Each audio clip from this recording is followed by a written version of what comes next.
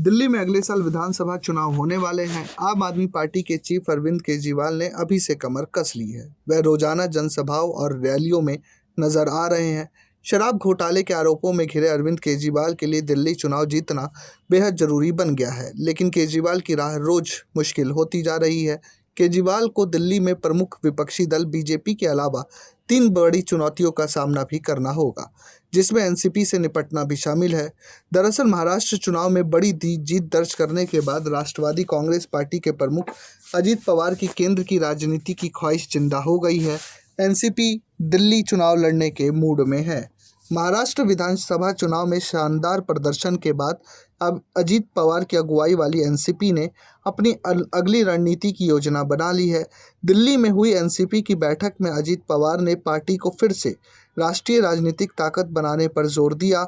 उन्होंने कहा कि कैसे पार्टी पहले राष्ट्रीय स्तर पर थी, अब उसे वापस उस मुकाम तक पहुंचाना है।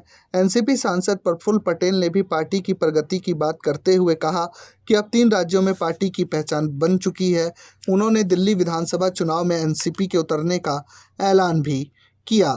दिल्ली विधानसभा चुनाव से पहले चुनाव आयोग के वरिष्ठ आईएएस अफसर आर एलिसवास को दिल्ली का मुख्य निर्वाचन अधिकारी नियुक्त किया गया है।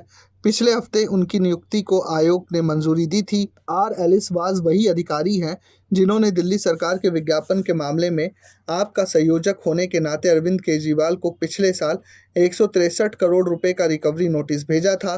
दिल्ली सरकार ने उन पर योगशाला कार्यक्रम को रोकने का भी आरोप लगाया था। ऐसे में केजरीवाल के सामने चुनाव प्रचार के दौरान कई संकट खड़े हो सकते हैं। कांग्रेस भी आंख दिखा रही है।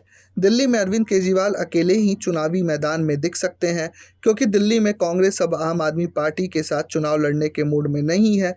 दरअसल जो कांग्रेस कुछ महीने पहले तक अरविंद केजरीवाल के बचाव में बीजेपी से लड़ रही थी, वही कांग्रेस आज शराब घोटाला और अन्य खामियों को लेकर केजरीवाल के खिलाफ ही मोर्चा खोलकर बैठी है।